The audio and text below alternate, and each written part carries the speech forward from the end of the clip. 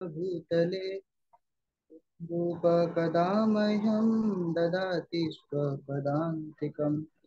वन्देऽहं श्रीगुरो श्रीयुतापदकमलं श्रीगुरुं वैष्णवांश श्रीरूपं साग्रजातं सहगणरघुनाथान्वितं तं सजीवं साद्वैतं सावधूतं परिजनसहितं श्रीकृष्णचैतन्यदेवं श्रीराधाकृष्णपादान् सहगणललिता श्रीविशाखान्वितांश नमो विष्णुपादाय कृष्णपृष्ठाय भूतले श्रीमते भक्तिवेदान्त स्वामिने नमस्ते सरस्वते देवे गौरवाणी प्रचारिणे निर्विशेष शून्यवादी पाश्चात्य देशकारिणे वाञ्छाकल्पतरुभ्यश्च कृपा सिन्धुभ्य एव च पतितानां पावनेभ्यो वैष्णवेभ्यो नमो नमो नमो महावदान्याय कृष्णप्रेम प्रदायते कृष्णाय कृष्णचैतन्य नाम्ने गौरतिष्ठे नमः। हे कृष्ण करुणा सिंधु दीनबंधु जगतपते गोपेश गोपिका कांत राधा कांत नमोस्तुते अकांचन गौरांगी राधे वृंदावनेश्वरी वृषभानुसुते देवी प्रणमामि हरि प्रिय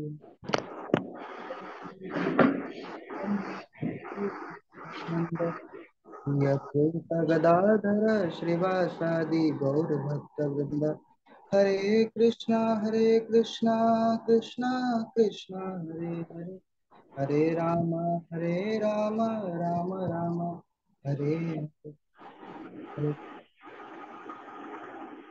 धन्यवाद प्रणाम।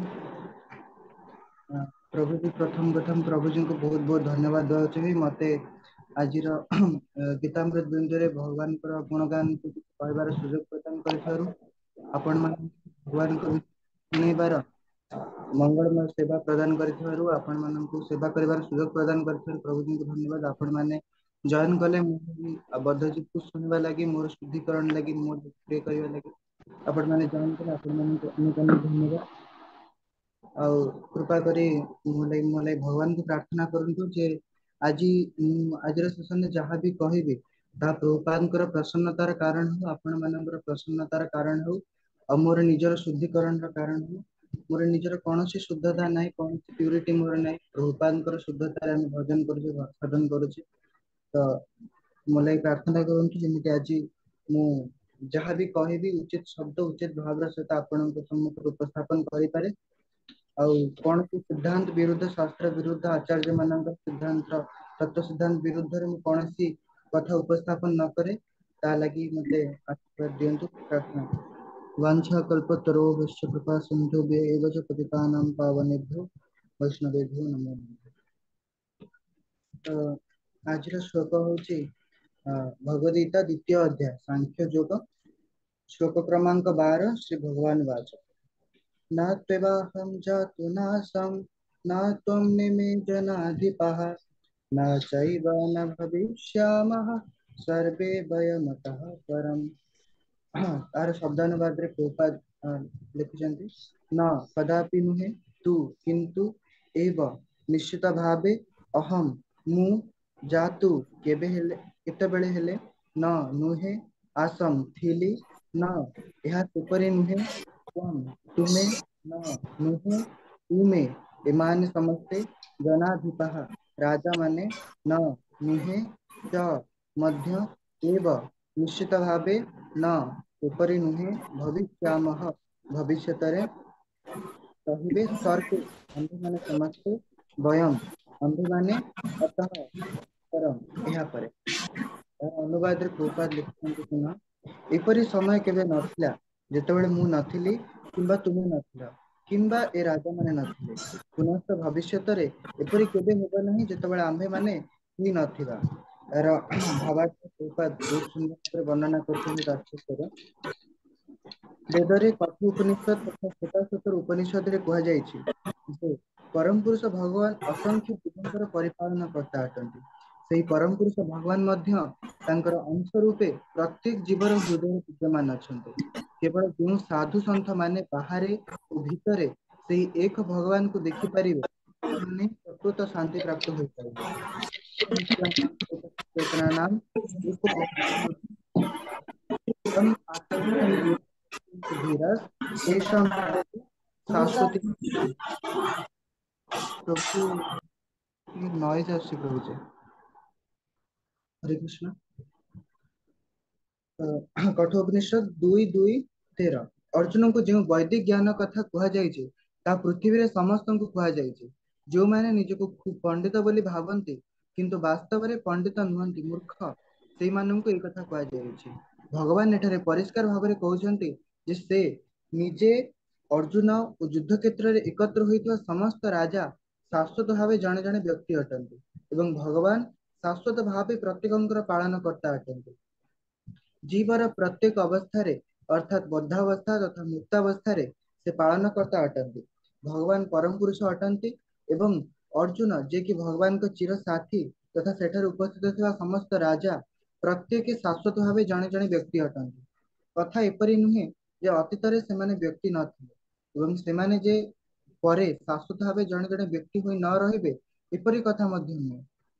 ସେମାନଙ୍କ ବ୍ୟକ୍ତିତ୍ୱ ଅତୀତରେ ଥିଲା ଏବଂ ବିନା ବାଧାରେ ଭବିଷ୍ୟତରେ ଶାଶ୍ୱତ ଭାବେ ରହିଥିବ।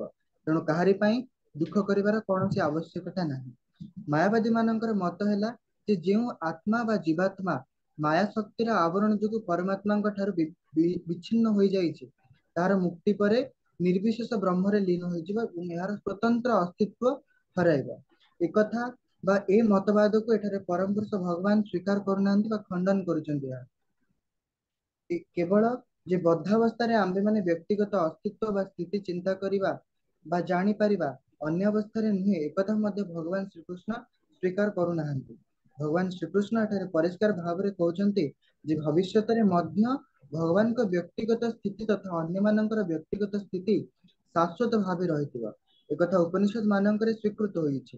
କୃଷ୍ଣ ମାୟାବଶ ନୁହନ୍ତି ତେଣୁ କୃଷ୍ଣଙ୍କର ଏ ବାଣୀ ପ୍ରମାଣ ସିଦ୍ଧ ଅଟେ। ଯଦି ବ୍ୟକ୍ତିଗତ ସ୍ଥିତି ବା ବ୍ୟକ୍ତିତ୍ୱ ସନାତନ ଭାବେ ନଥାନ୍ତା ତାହେଲେ ଭଗବାନ ଶ୍ରୀକୃଷ୍ଣ ଏକଥା ଉପରେ ଏତେ ଗୁରୁତ୍ୱ ଆରୋପ କରି କହିନଥାନ୍ତେ ଏପରିକି ଭବିଷ୍ୟତରେ ମଧ୍ୟ ରହିବ ବୟମତଃ ପରମ୍। ମାୟାବାଦୀ ଏପରି ଯୁକ୍ତି ଦେଖାଇ କହିପାରେ ଯେ କୃଷ୍ଣ ଯେଉଁ ବ୍ୟକ୍ତିତ୍ୱ ବା ବ୍ୟକ୍ତିଗତ ସ୍ଥିତି କଥା କହିଛନ୍ତି ତାହା ଅପ୍ରାକୃତ ନୁହେଁ ତାହା ପ୍ରାକୃତ ଅଟେ।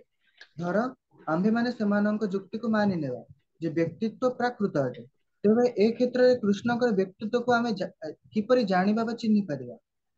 କୃଷ୍ଣ କହିଲେ ଯେ ସେ ଅତୀତରେ ତାଙ୍କର ବ୍ୟକ୍ତିତ୍ୱ ଥିଲା ଏବଂ ଭବିଷ୍ୟତରେ ମଧ୍ୟ ରହିବ। ସେ ଅନେକ ପ୍ରକାର ତାଙ୍କର ବ୍ୟକ୍ତିତ୍ୱ କଥା ସ୍ୱୀକାର କରିଛନ୍ତି ଏବଂ ନିର୍ବିଶେଷ ବ୍ରହ୍ମ ତାଙ୍କର ଅଧସ୍ଥାନ ବୋଲି ସେ ଘୋଷଣା କରିଛନ୍ତି। ଶ୍ରୀମଦ୍ ଭାଗବତମରେ ବି ଗୋଟେ ସୁନ୍ଦର ଶ୍ଲୋକ ଅଛି ଭଗବାନଙ୍କୁ ଜାଣିବା ବ୍ରହ୍ମିତି ପରମାତ୍ମିତି ଭଗବାନ ଇତି ଶବ୍ଦତେ।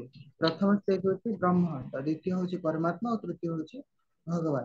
ଭଗବାନ ଶ୍ରୀକୃଷ୍ଣ ସର୍ବଦା ତାଙ୍କର ଅପ୍ରାକୃତ ବ୍ୟକ୍ତିତ୍ୱ ରକ୍ଷା କରି ଆସିଛନ୍ତି। ଯଦି ସେ ଏକ ସାଧାରଣ ବଦ୍ଧ ଜୀବ ହୋଇଥାନ୍ତେ ବା ଏକ ସାଧାରଣ ବ୍ୟକ୍ତି ହୋଇଥାନ୍ତେ ତାହେଲେ ତାଙ୍କର ଭଗବତ ଗୀତା ପ୍ରାମାଣିକ ଗ୍ରନ୍ଥ ରୂପେ ସ୍ୱୀକୃତ ହୋଇନଥାନ୍ତା ଅର୍ଥାତ ଏକ ପ୍ରାମାଣିକ ଗ୍ରନ୍ଥ ରୂପେ ଏହାର କୌଣସି ମୂଲ୍ୟ ନଥାନ୍ତା। ଚାରୋଟି ଦୋଷ ଦୁଷ୍ଟ ଏକ ସାଧାରଣ ମାନବ ଏ ପ୍ରକାର ମୂଲ୍ୟବାନ ଓ ଶ୍ରବଣ ଯୋଗ୍ୟ ଶିକ୍ଷା ଦେବା ପାଇଁ ଅକ୍ଷମ ଅଟେ। ଗୀତା ସାଧାରଣ ଗ୍ରନ୍ଥ ମାନଙ୍କ ଠାରୁ ବହୁତ ଉର୍ଦ୍ଧ୍ୱରେ। କୌଣସି ଭୌତିକ ଶାସ୍ତ୍ର ବା ପ୍ରାକୃତ ଶାସ୍ତ୍ର ଭଗବତ ଗୀତା ସହ ତୁଳନୀୟ ହୋଇପାରିବ ନାହିଁ। ଯେତେବେଳେ ବ୍ୟକ୍ତି କୃଷ୍ଣଙ୍କୁ ଏକ ସାଧାରଣ ମାନବ ବୋଲି ଘୋଷଣା କରେ ସେତେବେଳେ ଗୀତା ତାର ସମସ୍ତ ମୂଲ୍ୟ ବା ଗୁରୁତ୍ୱ ହରାଇ ବସେ। ମାୟାବାଦୀ ଏହି ଯୁକ୍ତି ଦେଖ ଏହି ଶ୍ଲୋକରେ ଯେଉଁ ବହୁବଚନ ବ୍ୟବହାର କରାଯାଇଛି ତାହା କେବଳ ବର୍ଣ୍ଣନାର ଧାରା ଅଟେ।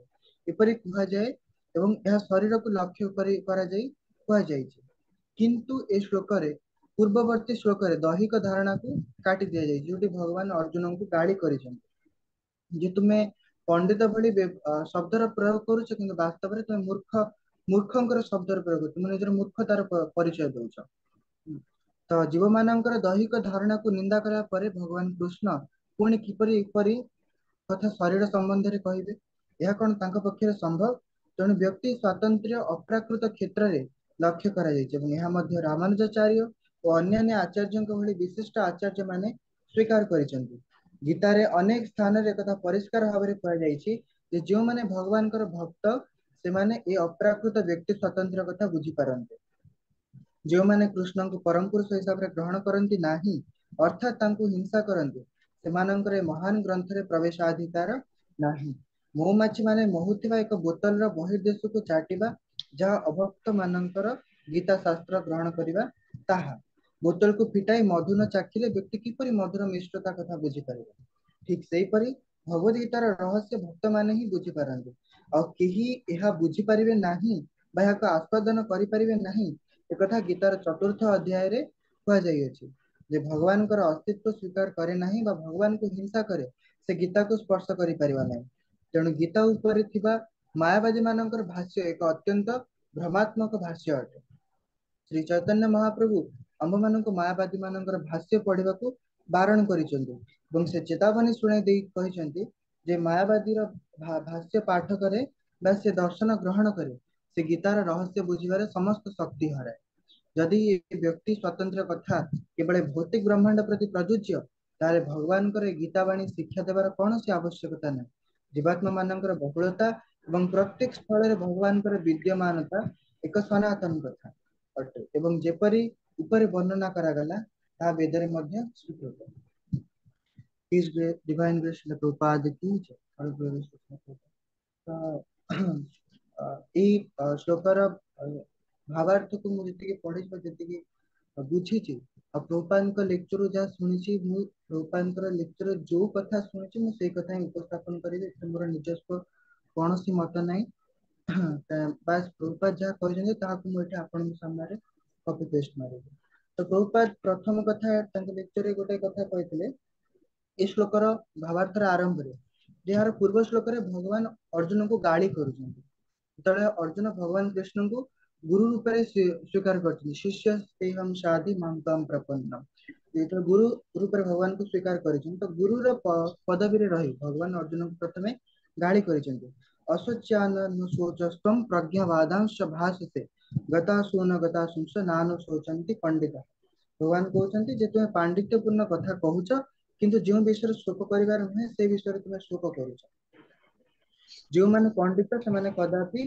जीवंत मृत मृत व्यक्ति पई शोक करंदी नाही तो एटी भगवान अर्जुन को प्रथमे गाली करछन जे अर्जुन दैहिक चेतना रे अछंती तांको सामने रे निजर आत्मीय स्वजन को देखि निजर परिवार वर्ग को देखि भीष्म पितामह को द्रोणाचार्य को देखि मु एमान को केमिति शस्त्र चालना करिବି तो निजर कर्तव्य पछरु पछ घुंचा देइछन से भगवान तांको गाली करी कहछन जे तुम जो पांडित्यपूर्ण कथा कहछ कुल धर्म कथा कहछ धर्म नाशर कथा कहछ स्त्री सतीत्वर कथा कहछ ते सब धर्म आचरण कथा विधि विधान कथा कहछ तुम वास्तव रे सब पछरे निजर कर्तव्य पछ घुंचा दउछ क्षत्रिय कर्म रु तुम पछ घुंचा दउछ युद्धे चाप्य पलायन भगवान एठी कहछ क्षत्रिय लक्षण होची कोन युद्ध करिया तार स्वभाव से तो तुम निजर स्वभाव रे विपरीत मुख्य आचरण करूछ तो भगवान सेठी प्रथम अर्जुन को गाली ଦେଇଛନ୍ତି द्वितीय तांको दैहिक चेतना रो शारीरिक चेतना रो ऊपर को उठिबा लागि तांको एठारे से कहछि न तेवाहम जातु नासम न त्वम नेमे जनाधिपः न चैव न भविष्यामः सर्वे वयमतः परम एठी कहउछन्ती जे एपरि के समय केबे नथला जेतेबेले मु नथिली किंबा तुमे नथिला किंबा युद्ध क्षेत्र उपस्थित राजा माने नथिले पुनश्च भविष्य एपरि केबे हेबा नै जेतेबेले हम माने कि नथिबा तो अर्जुन कहउछन्ती जे तुमे जो दैहिक चेतना रे रहिकी युद्ध क्षेत्र युद्धर परित्याग कथा कहूच तो यह तुम पक्ष शोभा देउ ना तो आजिकालिका वैज्ञानिक मान कहते जे शरीर जली गला परे बा कबर दिया ही गला परे शरीर समाप्त हो गला शरीर समाप्ति रे संपूर्ण चेतनार संपूर्ण मानवर गोटे अवसान हो गला तापर आ किछि रह नहीं सेमिति हम शास्त्र रे भी जने नास्तिक हेतिले चारवाक मुनि से मध्य कहते भस्मीभूतस्य देहस्य कुतः पुनरागमनो भवेत् से कहते जे as soon as this body is burned into ashes everything is finished जेतेबेले हम शरीर भस्म रे पाउंस रे परिवर्तित हो जाय सेतेबेले सब किछि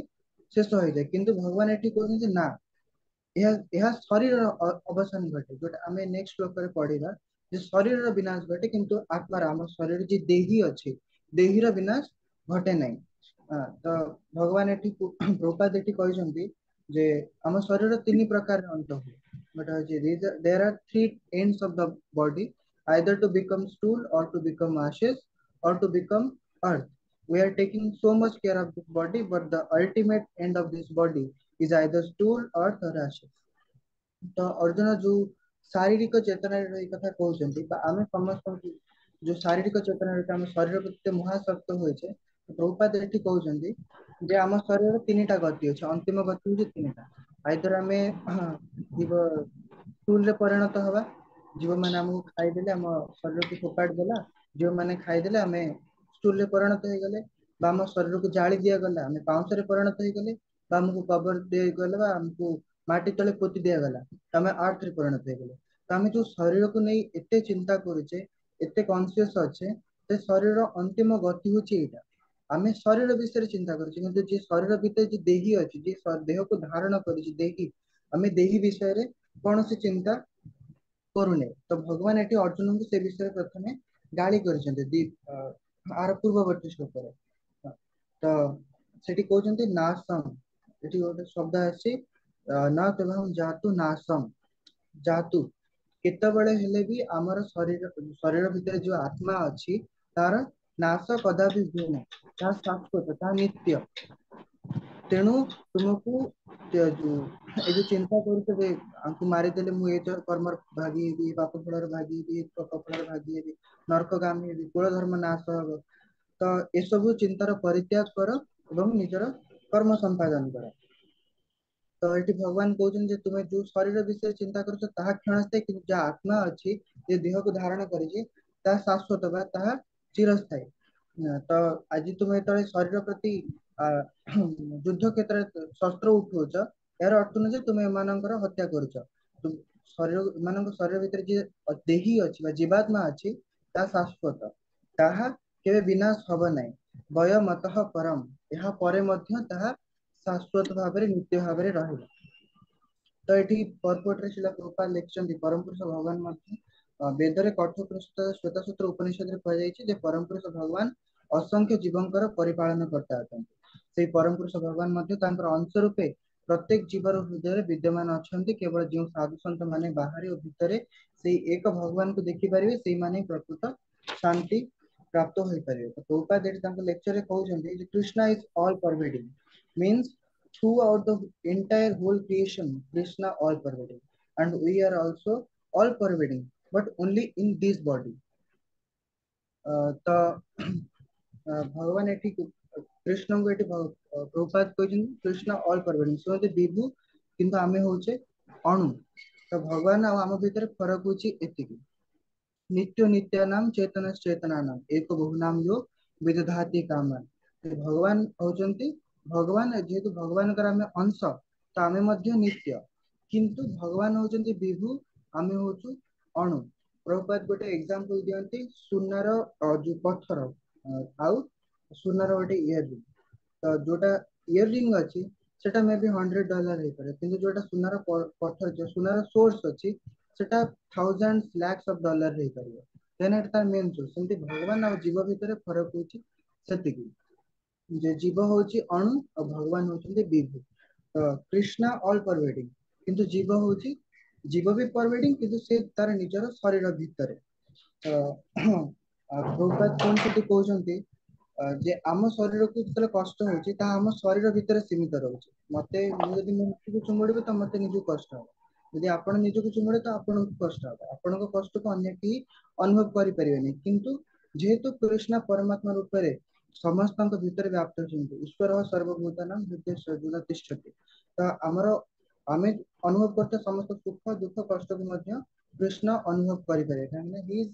ऑल परवेडिंग नित्य नित्यानाम चेतन चेतनानाम एको बहुनाम के विधाति कामम से जणे किंतु समस्तंकर पालन करंती से जणे किंतु समस्तंक भीतर व्याप्त होई समस्तंकर समस्तंक ऊपर निजर बराबर दृष्टि रखते और समस्तंकर पालन करते तो जे एटी पुनी प्रभुपाद तांको लेक्चर रे कहउछन जे भगवान केमिति विभु हम माने केमिति अणु आमानकर स्थिति केमिति जोटी ब्रह्म संहिता रे कहै छै भगवान कृष्ण होती सच्चिदानंद विग्रह से सच्चिद आनंदमय शाश्वत विग्रह तांकर अछि शाश्वत दिव्य शरीर तो सेही परि जीव तांकर अंश होइतिबार से मध्य सच्चिदानंद जीवात्मा किंतु जीव अणु केमिति ना केशाग्र शतभागस्य ତ ଆମର ଜୀବାତ୍ମାର ଆକାର କେତେ ନା ଆମ କେଶର ଉପର ଅଗ୍ରଭାଗକୁ 7 ଭାଗ କରିଲେ 100 ଭାଗ କଲେ ପୁଣି ସେଇ 100 ଭାଗରୁ ଭାଗକୁ 100 ଭାଗ କଲେ ଯେତିକି ହବ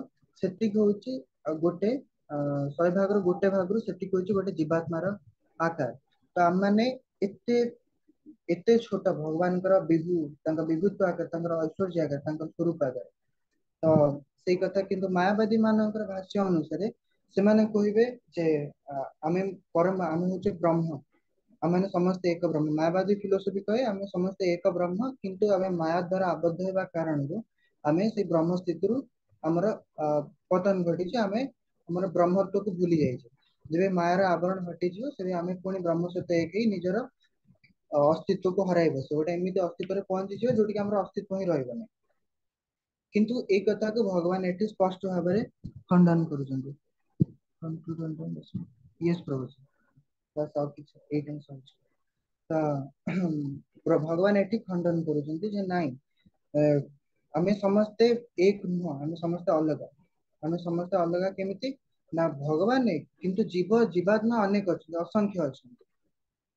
ଆମେ ସମସ୍ତେ ଅଲଗା କେମିତି ଏଠି ଭଗବାନ କହୁଛନ୍ତି ନା ଏବଂ ଅହମ୍ ଜାତୁ ନାଶମ ନା ତ୍ୱମ୍ ନିମେ ଜନାଧିପଃ। ଏଠି ତୁମେ ଅଛ, ମୁଁ ଅଛି ଏବଂ ଏଠାରେ ଉପସ୍ଥିତ ରାଜା ମାନେ ଅଛନ୍ତି। ଏମିତି ସମୟ ନଥିଲା ଏମାନେ ପୂର୍ବରୁ ନଥିଲେ, ବା ଏମିତି ଆଜି ଅଛନ୍ତି, ବା ଏମିତି ସମୟ ଆସୁନି ଏମାନେ ଆଗାମୀ କାଳରେ ରହିବେନି। ତ ଭଗବାନ ଏଇଠି ପ୍ରଥମ କଥା ତାର ଖଣ୍ଡନ କରୁଛନ୍ତି ଯେ ଆମେ ସମସ୍ତେ ଏକ ନୁହଁ, ଆମେ ସମସ୍ତେ ଅଲଗା ଅଲଗା, ଆମ ସମସ୍ତଙ୍କର ନିଜର ସ୍ୱତନ୍ତ୍ର ଅସ୍ତିତ୍ୱ ଅଛି। ତ କିଛି ମାୟାବାଦୀ କୁହନ୍ତି ଯେ କୃଷ୍ଣ ଏକଥା ମାନେ କହୁଛନ୍ତି କୃଷ୍ଣଙ୍କର ଯୋଉ କଥାଟି ଅଛି ତା ପ୍ରାକୃତ, କୃଷ୍ଣ ବି ପ୍ରାକୃତ, ତ ତାଙ୍କ କଥା ବି ଅପ୍ରାକୃତ। କିନ୍ତୁ ଭଗବାନ କୃଷ୍ଣ ନିଜର ଅପ୍ରାକୃତ, ନିଜର ସଚ୍ଚିଦାନନ୍ଦମୟ ସ୍ୱରୂପର, ନିଜର ବାସ୍ତବିକ ସ୍ୱରୂପ ସ୍ଥିତିର ପରିଚୟ ବାରମ୍ବାର ଭଗବଦ୍ଗୀତାରେ ପ୍ରଦାନ କରିଛନ୍ତି, ଆଉ ଅନ୍ୟ ଶାସ୍ତ୍ର ମାନଙ୍କରେ ମଧ୍ୟ ଏହାକୁ ସ୍ୱୀକାର କରାଯାଇଛି। ତ ଯଦି ଭଗବାନ କୃଷ୍ଣ ପ୍ରାକୃତ ହେଇଥାନ୍ତି ତ ତାଙ୍କର ଯୋଉ ମୁଖ ନିଃସୃତ ବାଣୀ ଅଛି ଭଗବଦ୍ଗୀତା, ତାହା ଆଜି ପ୍ରାମାଣିକ ଗ୍ରନ୍ଥ ରୂପରେ ସ୍ୱୀକୃତ ହେଇନଥାନ୍ତା। ତେଣୁ ଯେହେତୁ ଭଗବଦ୍ଗୀତାର ପ୍ରାମାଣିକତା ଏତେ ଉତ୍କୃଷ୍ଟ, ତ ଭଗବାନ ସ୍ୱୟଂ ନିଜେ ଅପ୍ରାକୃତ ଏହା ମଧ୍ୟ ସ୍ୱୀକୃତ। ଆଉ ମାୟାବାଦୀ ମାନେ ଭଗବାନଙ୍କର ଭାଷ୍ୟକୁ ବହୁତ ମିସ୍ ଇଣ୍ଟରପ୍ରେଟ କରନ୍ତି, ଭଗବାନଙ୍କର କଥାକୁ ବହୁତ ଭୁଲ ଢଙ୍ଗରେ ଉପସ୍ଥାପନ କରନ୍ତି। ତେଣୁ ଆମେ ମାୟାବାଦୀଙ୍କ କଥାକୁ ଶ୍ରବଣ କରିବା ନାହିଁ, ମାୟାବାଦୀ ମାନଙ୍କର ଭାଷ୍ୟର ଅଧ୍ୟୟନ ସ୍ୱୀକାର ଓ ଶ୍ରବଣ କରିବା ନାହିଁ। ଆମେ ଶାସ୍ତ୍ରଚିତ, ଆମେ ପ୍ରାମାଣିକ ପରମ୍ପରାରେ, ପ୍ରାମାଣିକ ସମ୍ପ୍ରଦାୟରେ ତସ୍ମାତ୍ ଶାସ୍ତ୍ରମ୍ ପ୍ରମାଣନ୍ତୁ, ଯାହା ଶାସ୍ତ୍ରର ପ୍ରମାଣ ଅଛି ଆମକୁ ସେଇ ଶାସ୍ତ୍ରର ପ୍ରମାଣ ଅନୁସାରେ ଭଗବତ ବିଜ୍ଞାନକୁ ଶିଖିବାକୁ ପଡିବ। ଭଗବାନ ଏଠି ନିଜେ କହୁଛନ୍ତି ଯେ ଭଗବଦ୍ଗୀତାକୁ ସେଇମାନେ ହିଁ ବୁଝିପାରିବେ ଯୋଉମାନେ ମୋର ଭକ୍ତ ହେଇଥିବେ। ଭକ୍ତ ସେମେ ସଖା ଚେତି ରହସ୍ୟମ୍ ଭୂତ ଦୁତ୍ତମ। ଭଗବାନ 4th ଅଧ୍ୟାୟରେ ଭଗବାନ ଏଟା ସ୍ପଷ୍ଟ ରୂପେ ସ୍ୱୀକାର କରୁଛନ୍ତି, ଯେହେତୁ ତୁମେ ମୋର ସଖା ଓ ମୋର ଭକ୍ତ, ତେଣୁ ତୁମେ ଏ ଭଗବତ ବିଜ୍ଞାନକୁ ସ୍ୱୀକାର କରିପାରିବ। ତେଣୁ ଯଦି ଆମେ ଭଗବାନଙ୍କୁ ଜାଣିବାକୁ ଚାହୁଁଛେ, ଭଗବାନଙ୍କ ସମ୍ବନ୍ଧୀୟ ଭଗବତ ବିଜ୍ଞାନକୁ ଜାଣିବାକୁ ଚାହୁଁଛେ, ତ ଆମକୁ ଭକ୍ତ ହେବାକୁ ପଡିବ। ଭକ୍ତର ମୁଡରେ ଆନୁଗତ୍ୟରେ ରହି, ପ୍ରାମାଣିକ ସମ୍ପ୍ରଦାୟରେ ରହିକି ଆମକୁ ପୂର୍ଣ୍ଣ ନିଷ୍ଠାର ସହିତ ଭଗବତ ବିଜ୍ଞାନକୁ ଗୁରୁଙ୍କ ପାଖରୁ, ଆଚାର୍ଯ୍ୟଙ୍କ ପାଖରୁ ଶିକ୍ଷା କରିବାକୁ ପଡିବ। ଆଉ ଚୈତନ୍ୟ ମହାପ୍ରଭୁ ଏଟା ଷ୍ଟ୍ରିକ୍ଟଲି ଆମକୁ ଇନଷ୍ଟ୍ରକ୍ଟ କରିଛନ୍ତି ଯେ ମାୟାବାଦୀର ଭାଷ୍ୟ ଶୁଣିଲେ ଭୟ ସର୍ବନାଶ। ଆମେ ମାୟାବାଦୀ ମାନଙ୍କର ଭାଷ୍ୟ ଠାରୁ ଦୂରେଇ ରହିବା, ସେମାନଙ୍କର ଅପସିଦ୍ଧାନ୍ତଠୁ ଦୂରେଇ ରହିବା। ଯଦି ଆମେ ସେମାନଙ୍କଠୁ ଦୂରେଇ ରହିବା ତ ଆମ ନିଜର ଭକ୍ତିର ବିନାଶ ହେଇଯିବ। ତେଣୁ ଆମେ ପ୍ରାମାଣିକ ସମ୍ପ୍ରଦାୟରେ ଅଛନ୍ତି, ତ ପ୍ରାମାଣିକ ଆଚାର୍ଯ୍ୟ ମାନଙ୍କର ଛତ୍ର ଛାୟାରେ ଅଛନ୍ତି, ତ ତାଙ୍କର ଆନୁଗତ୍ୟରେ ରହି, ତାଙ୍କର କୃପା ଛାୟାରେ ରହିକି ଆମେ ଭଗବତ ବିଜ୍ଞାନକୁ ଜାଣିପାରିବା ଏବଂ ଭକ୍ତିର ଅଭ୍ୟାସ କରିପାରିବା। ତ ହରେ କୃଷ୍ଣ। ତ ଯାହା ମୁଁ ଯେତିକି ବୁଝିଛି ମୋ ନିଜର ମତ ଅନୁସାରେ ମୁଁ ଆପଣଙ୍କ ଆଗରେ ଉପସ୍ଥାପନ କଲି। ଆପଣଙ୍କୁ ଯାହା ବି ପସନ୍ଦ ଆସିଥିବ, ଯୋଉ ପଏଣ୍ଟ ଆପଣ ଉପସ୍ଥାପନ କରିପାରିବେ, ବା ମୋର କୌଣସି ତ୍ରୁଟି ରହିଛି ତାକୁ ମଧ୍ୟ ଆପଣ ମାର୍ଜନା କରିପାରିବେ। ହରେ କୃଷ୍ଣ। ଉମେଶ ପ୍ରଭୁ, ହରେ କୃଷ୍ଣ ପ୍ରଭୁଜୀ, ଆପଣ କିଛି କହିବାକୁ ଚାହିଁବେ, କିଛି ପଏଣ୍ଟ ସେୟାର କରିବାକୁ ଚାହିଁବେ? ହରେ କୃଷ୍ଣ। ମୋର ଗୋଟେ ପ୍ରଶ୍ନ ଅଛି। ଆଜ୍ଞା ପ୍ରଭୁଜୀ। ଆମେ ସମସ୍ତେ ଯେହେତୁ ଜୀବାତ୍ମା ଅଛୁ, ମାନେ ଗୋଟେ ସୋଲ ଭାବରେ ରହୁଛୁ, ଯେମିତି କୃଷ୍ଣ କହୁଛନ୍ତି କି ଏମିତି ନାହିଁ କି ମୁଁ ପୂର୍ବରୁ ନଥିଲି, କି ଏମିତି ନାହିଁ କି ମୁଁ ଆଗକୁ ରହିବିନି। ତ ଯଦି ସମସ୍ତେ ସୋଲ ଅଛୁ, ଆମେ ସୋଲ ହିସାବରେ କଣ ପାଇଁ ଏକ୍ଜିଷ୍ଟ କରିପାରିବାନି? ଏ ଶରୀରର ମାନେ କଣ ନିଡ୍ କଣ? ଯେମିତି କି କହିପାରିବା କି ଭଗବାନ ତ ଏମିତି କିଛି ବିନା କାରଣରେ କରିନଥିବେ। ତ ଏ ଶରୀରର ନିଡ୍ କଣ? ଆମକୁ ଏ ଶରୀର ଭିତରେ ହିଁ କଣ ପାଇଁ ଜନ୍ମ ନେବାର ଅଛି ଏ ଭୌତିକ ଜଗତରେ? କାହିଁକି ଆମେ ଗୋଟେ ଆତ୍ମା ହିସାବରେ ରହିପାରିବାନି? ଆଜ୍ଞା, ବହୁତ ସୁନ୍ଦର ପ୍ରଶ୍ନ କରୁଛନ୍ତି। ତ ଆମେ ସମସ୍ତେ ଏଇ ଜଗତରେ ପତିତ ହେଇଛେ, ଆମ ଏ ଶରୀରକୁ ଆମେ ପାଇଛେ କୌଣସି ସ୍ଥୂଳ ଶରୀର। ତାର କାରଣ ହଉଛି ଆମର ଭୋଗର ଇଚ୍ଛା। ଯେତେବେଳେ ଜୀବର ମନରେ ଭୋଗର ଇଚ୍ଛା ଜାଗ୍ରତ ହୁଏ, ସେବେ ତାର ପତନ ହୁଏ। ଆମେ ସମସ୍ତେ ଏଟା ଶାସ୍ତ୍ରରେ ଶୁଣିଛେ ଯେ କୃଷ୍ଣ ହଉଛନ୍ତି ଏଞ୍ଜୟ, ସୁପ୍ରିମ ଏଞ୍ଜୟ, ଆଉ ଆମେ ସମସ୍ତେ ଏଞ୍ଜୟେବଲ ବାଇ କୃଷ୍ଣ। ତ ଯେତେବେଳେ ଆମର ସ୍ୱରୂପ ସ୍ଥିତି ହଉଛି ଆମେ ଭଗବାନଙ୍କର ନିତ୍ୟ ଦାସ, ଆମେ ଭଗବାନଙ୍କର ସେବା କରିବୁ, ଭଗବାନଙ୍କର ଇନ୍ଦ୍ରିୟର ପ୍ରସନ୍ନତା କରିବୁ, ପ୍ରସନ୍ନତା ବିଧାନ କରିବୁ। କିନ୍ତୁ ଯେତେବେଳେ ଆମ ମନରେ, ଜୀବାତ୍ମା ମନରେ ଏଇ ଇଚ୍ଛା ଆସେ ଯେ ସେ ଭୋଗ କରିବ, ସେ ମଧ୍ୟ ଇନ୍ଦ୍ରିୟ ତୃପ୍ତି କରିବ, ତାର ଏଇ ଇଚ୍ଛାର ଖଣ୍ଡନ କରିବା ଲାଗି, ତାକୁ ପୁଣି ଥରେ ଉଚିତ ଶିକ୍ଷା ପ୍ରଦାନ କରିବା ଲାଗି ଯେ ନାଇଁ ତୁ ହଉଛୁ ସେବକ, ବା ତୋର ସ୍ଥିତି ହଉଛି ତୁ ମତେ ପ୍ରସନ୍ନ କରିବୁ, ତୁ ମତେ ପ୍ରସନ୍ନ କଲେ ତୁ ସ୍ୱୟଂ ପ୍ରସନ୍ନ ହେଇଯିବୁ। ଯେମିତି ଗଛର ପତ୍ରରେ ପାଣି ଦେବା ଅପେକ୍ଷା ଯଦି ଗଛର ମୂଳରେ ପାଣି ଦିଆଯାଏ, ତ ପୁରା ଗଛଟା କଣ ହରା ଭରା ହେଇଯାଏ, ତେଜିଆନ ହେଇଯାଏ। ସେମିତି ଯେତେବେଳେ ଆମେ ସବୁ କାର୍ଯ୍ୟ କୃଷ୍ଣଙ୍କର ଇନ୍ଦ୍ରିୟ ତୃପ୍ତିର ବିଧାନ କରୁ, ସେତେବେଳେ ଆମର ମଧ୍ୟ ଇନ୍ଦ୍ରିୟ ତୃପ୍ତି ସ୍ୱତଃ ହେଇଯାଏ, ବା ଆମେ ମଧ୍ୟ ଆନନ୍ଦର ଅନୁଭବ କରିପାରୁ। ଚୈତନ୍ୟ ଚରିତାମୃତରେ ଗୋଟେ ସୁନ୍ଦର ଶ୍ଲୋକ ଅଛି ଯେ ଆତ୍ମେନ୍ଦ୍ରିୟ ତୃପ୍ତି ଇଚ୍ଛା ତାରେ ବଲେ କାମ, କୃଷ୍ଣେନ୍ଦ୍ରିୟ ତୃପ୍ତି ଇଚ୍ଛା ଧରେ ପ୍ରେମ ନାମ। ଯେତେବେଳେ ଜୀବାତ୍ମା ମନରେ ଇଚ୍ଛା ଆସେ ଯେ ସେ ନିଜର ଆତ୍ମେନ୍ଦ୍ରିୟ, ନିଜର ସ୍ୱ ଇନ୍ଦ୍ରିୟକୁ ତୃପ୍ତି କରିବ, ସେବେ ତାର କାମର ବୃଦ୍ଧି ହୁଏ, ଯାହା କାରଣରୁ ଯାହାର ଫଳ ସ୍ୱରୂପ ତାର ଏଇ ଭୌତିକ ଜଗତରେ ପତନ ହୁଏ। କିନ୍ତୁ ଯେତେବେଳେ ଜୀବ ଇଚ୍ଛା କରେ ଯେ ସେ ଭଗବାନଙ୍କର ଇନ୍ଦ୍ରିୟର ତୃପ୍ତି ବିଧାନ କରିବ, ଭଗବାନଙ୍କର ଇନ୍ଦ୍ରିୟ ତୃପ୍ତି ଅର୍ଥ ସେବା କରିବ, ସେବେ ସେ ଶୁଦ୍ଧ ପ୍ରେମର ନାମ ଧରି ଭଗବତ ଧାମର ପ୍ରାପ୍ତିର କାରଣ ବନେ। ତ ଯେତେବେଳେ ଜୀବ ମନରେ ଭୋଗ କରିବାର ଇଚ୍ଛା ଆସେ, ତାକୁ ଏ ଭୌତିକ ଜଗତକୁ ପଠାଯାଇଥାଏ। ତ ଭୌତିକ ଜଗତରେ ଯେତେବେଳେ ଆସେ, ତାକୁ 84 ଲକ୍ଷ ଯୋନିରେ ଜନ୍ମ ନେବାକୁ ପଡିଥାଏ। ତାକୁ ଧରିନିଅ କେହି ଜଣେ ସ୍ଥୂଳ ରୂପରେ ଛିଡା ରହିବାକୁ ଚାହୁଁଛି, ବା ଜଡ ରୂପରେ ଅଳସ ହେଇକି ତାକୁ ବୃକ୍ଷର ଜନ୍ମ ମିଳିଗଲା। ଯଦି କେହି ଆମକୁ କୁକୁର ବିଲେଇ ମାନଙ୍କ ଭଳିଆ ମାନେ ଅଧିକ କାମାସକ୍ତ ଇଚ୍ଛା ରଖେ, ତ ତାକୁ କୁକୁର ବିଲେଇ ମାନଙ୍କର ଶରୀର ମିଳିଗଲା। ତ ସବୁ ପ୍ରକାରର ଭୋଗ ବିଳାସ ଲାଗି ସବୁ ପ୍ରକାରର ଶରୀର ଅଛି, କିନ୍ତୁ ସେ ଶରୀରର ଅଲଟିମେଟ ଏମ ହଉଛି ତାକୁ କଷ୍ଟ ମିଳିଥାଏ, ଜୀବାତ୍ମା ସେ ଶରୀରରେ କଷ୍ଟ ପାଇଥାଏ। ଏମିତି ଶଙ୍କରାଚାର୍ଯ୍ୟ କହିଛନ୍ତି ନା, ପୁନରପି ଜନନମ ପୁନରପି ମରଣମ ପୁନରପି ଜନନୀ ଜଠରି ଶୟନମ ଇହ ସଂସାରେ ବହୁ ଦୁସ୍ତରେ କୃପୟା ପାରେ ପାଇ ମୁରାରେ। ତ ଜନ୍ମ ମୃତ୍ୟୁର ଚକ୍ର ଭୌତିକ ଜଗତରେ ବାରମ୍ବାର ବାରମ୍ବାର ଲାଗି ରହିଛି। କୋଉ କାରଣ ନା ଜୀବର ଭୋଗର ଇଚ୍ଛାର କାରଣ। ତ ଏଇ ସ୍ଥିତିରୁ ସେବେ ଉଦ୍ଧାର ହେଇପାରେ ନା ଆମର ଆତ୍ମସ୍ଥିତିରେ ବା ସ୍ୱରୂପ ସ୍ଥିତିରେ ପୁଣି ଥରେ ସେବେ ସ୍ଥିତ ହେଇପାରେ ଯେବେ ଆମେ ଭଗବାନଙ୍କର ସେବାରେ ନିଯୁକ୍ତ ହେବା, ଯେତେବେଳେ ଆମେ ଆମର ସ୍ୱରୂପ ସ୍ଥିତିରେ ଭଗବାନଙ୍କର ପ୍ରେମମୟୀ ସେବାରେ ନିଯୁକ୍ତ ହେବା, ତ ଆମେ ସେବେ ଯାଇକି ନିଜର ଆତ୍ମସ୍ଥିତିରେ ପହଞ୍ଚିବା। ହରେ କୃଷ୍ଣ। ଭାବୁଛି ଆପଣ ନିଜର ଉତ୍ତର ପାଇଲେ, ନହେଲେ ମଧ୍ୟାଧୀଶ ପ୍ରଭୁ ଯେ ଆପଣଙ୍କୁ ଆହୁରି କ୍ଲିୟର କରିପାରିବେ। ହରେ କୃଷ୍ଣ। ଆଜ୍ଞା ପ୍ରଭୁଜୀ, ବୁଝିପାରିଲି। ହରେ କୃଷ୍ଣ ପ୍ରଭୁ, ହରେ ମୋ କୃଷ୍ଣ ପ୍ରଭୁ। କଥା ଶୁଣା ଅଛି କି? ଆଜ୍ଞା ପ୍ରଭୁଜୀ, କ୍ଲିୟର ଅଛି। ବିଶେଷ ଧନ୍ୟବାଦ ନୀତିଶ ପ୍ରଭୁଙ୍କୁ, ଏତେ ସୁନ୍ଦର ଭାବରେ ଉପସ୍ଥାପନା କରିଥିଲେ। ମୋର ଏତେ ସୁନ୍ଦର ଭାଗ୍ୟ ନାହିଁ, ମୁଁ କେୟାରଫୁଲି ଆଟେଣ୍ଟିଭଲି ଶ୍ରବଣ କରିପାରିଲିନି ସେବା ପାଇଁ। ତ ଭାଗବତ ଶ୍ରବଣ କରିବା ସମୟରେ ଆମକୁ ବହୁତ ଆଟେଣ୍ଟିଭ ହବାର ଅଛି, ସେଥିପାଇଁ ମୋ ତରଫରୁ ମୁଁ କ୍ଷମା ପ୍ରାର୍ଥନା ମାଗୁଛି। ଦେଖିବା, ତ ପ୍ରଭୁଙ୍କ ଯୋଉ ଶ୍ଲୋକ ଥିଲା, କଣ ପ୍ରଥମ ପ୍ରଶ୍ନ ଆଉଥରେ ଟିକେ ରିପିଟ କରିପାରିବ କି ଉମେଶ ପ୍ରଭୁ? ମୁଁ ପଚାରୁଥିଲି କି ଯଦି ଅ, ଆମେ ଯେହେତୁ ଆତ୍ମା ଅଛୁ, ତ ଆମେ ଆତ୍ମା ଭାବରେ କଣ ପାଇଁ ଏକ୍ଜିଷ୍ଟ କରିପାରିବାନି? ଆମକୁ ଏ ଶରୀରଟା ଦିଆ କଣ ପାଇଁ ହେଇଛି? ଈଶ୍ୱର ଯାହା ସବୁ ନିର୍ମାଣ କରିଛନ୍ତି, ତ କିଛି ତ ଗୋଟେ କାରଣ ଥିବ। ତ ଏ ଶରୀରର କାରଣ କଣ? ତ ପ୍ରଭୁଙ୍କ ପ୍ରଶ୍ନ ଅଛି, ଆମେ ତ ଆତ୍ମା ଭାବରେ ଯଦି ରହିପାରିବା, ତାହେଲେ ଆମକୁ ଶରୀର କାହିଁ ପ୍ରାପ୍ତ ହେଇଛି, ଆଉ ଆମର ଏ ଶରୀର ପ୍ରାପ୍ତ ହବା ପଛରେ କଣ କାରଣ ଅଛି?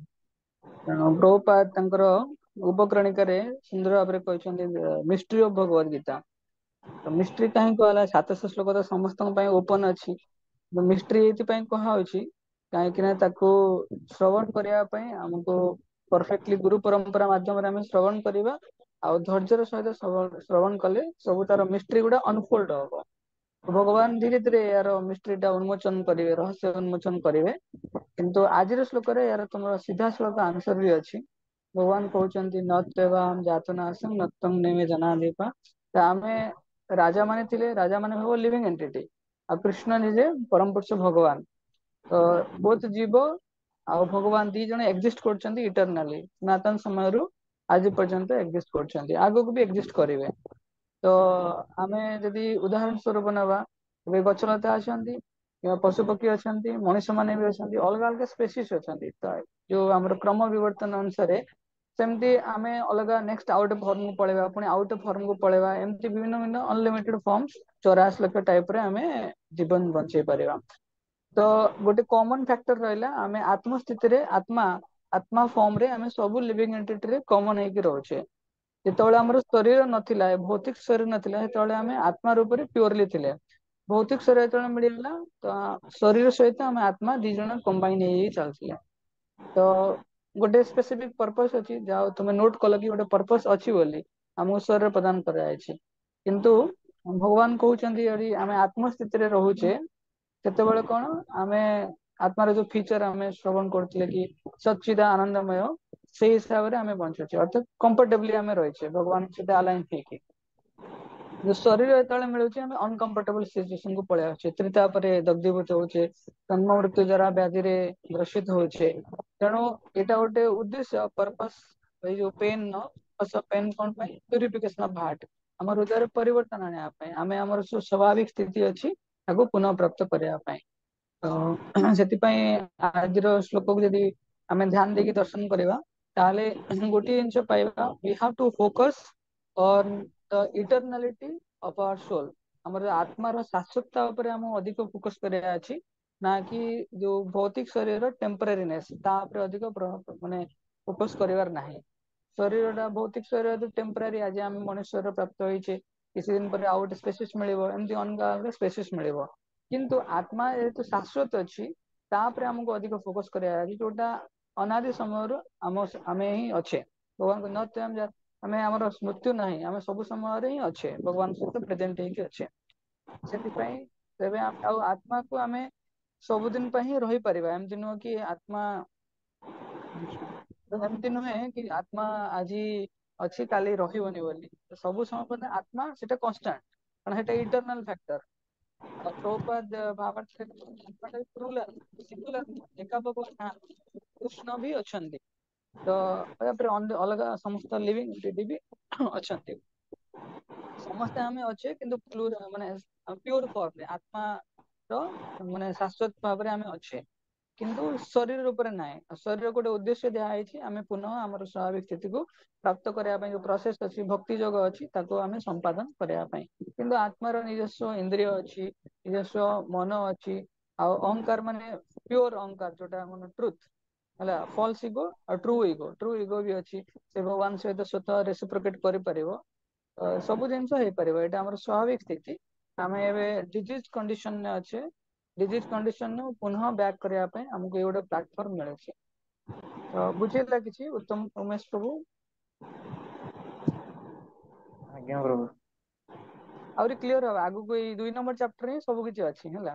ତ ମୁଁ ଏଥିପାଇଁ ପୁରା କହିଲିନି, ତ କେବଳ ସିମ୍ପଲ ଜାଣିବାର ଅଛି, we have to focus on eternal soul, not temporary body, temporary or material body।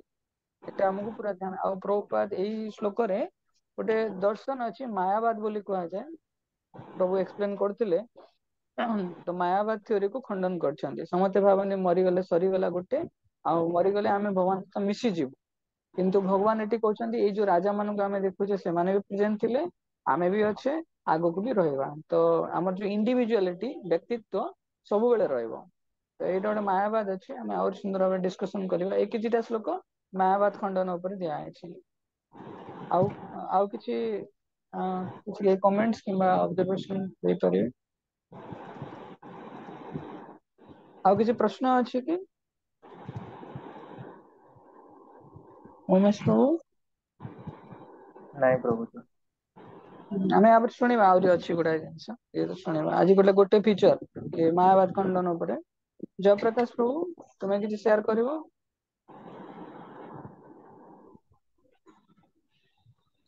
Krishna प्रभु जी धन्यवाद प्रणाम।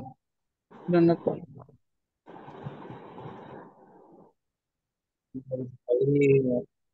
ପ୍ରଭୁପାଦ ଯେମିତି ବର୍ଣ୍ଣନା କଲେ କି ପ୍ରଭୁ ଯେ ଆମର ଭଗବାନ ଆଉ ଜୀବ ଭିତରେ ଯୋଉ ଆମର ସମ୍ପର୍କ ରହିଲା, ଅଣୁ ବିଭୁର ସମ୍ପର୍କ, ଭଗବାନ ହଉଛନ୍ତି ଆମର ବିଭୁ ଆଉ ଆମେ ହଉଛୁ ଅଣୁ।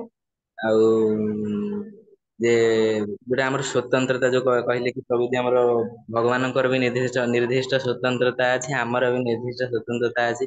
କିନ୍ତୁ ଯଦିଓ ଭଗବାନଙ୍କର ସ୍ୱତନ୍ତ୍ରତା ଅଛି, କିନ୍ତୁ ଆମର ବି ସେ ଯୋଉ ସ୍ୱତନ୍ତ୍ରତା ଅଛି କିନ୍ତୁ ବହୁତ ଫରକ। କାରଣ ଭଗବାନ ହଉଛନ୍ତି ତ ପରମ ପୁରୁଷ ଭଗବାନ, ଆମେ ହଉଛୁ ମାତ୍ର ତାଙ୍କର ଅଂଶ। ଆଉ ଆମର ପ୍ରଭୁ ଯୋଉ ବୁଝିଲେ କି ଭଲସେ ଆମର ପ୍ରଭୁପାଦ ମାୟାବାଦ ଯେ କି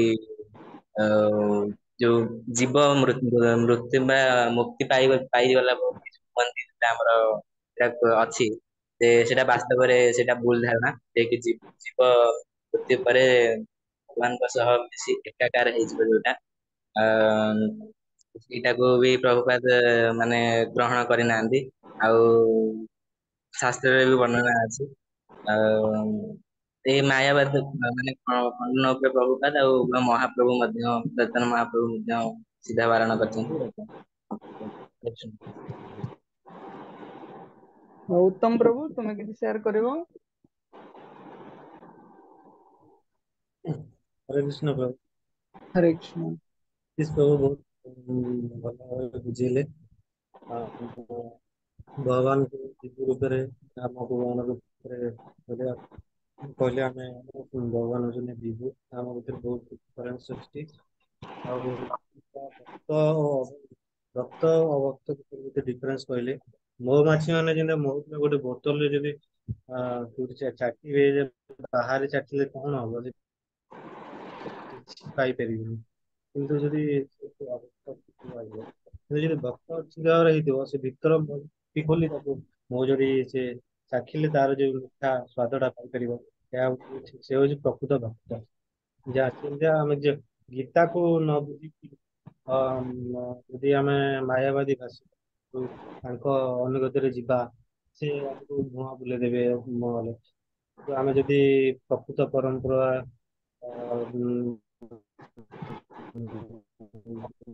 ସାଧୁ ଗୁରୁଙ୍କ